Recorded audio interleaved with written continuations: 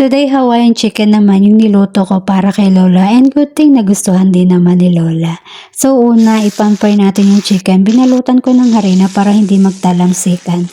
And then after na maprito na natin lahat ng chicken sa casserole, ilagay na natin yung nipiritong manok at saka lagyan natin ng pineapple chunks, and then ginger at bawang, red bell pepper, green bell pepper, and then sa bowl naglagay ako ng soy sauce, asukal, black pepper, olive oil, tsaka tubig. I-mix natin, ihalo, then lagay na natin sa ating chicken.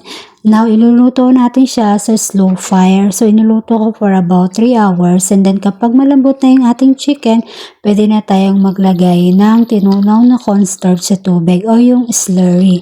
And then, iluluto lang natin for about 3 minutes or 5 minutes at mapapansin nyo, thick na yung ating sauce.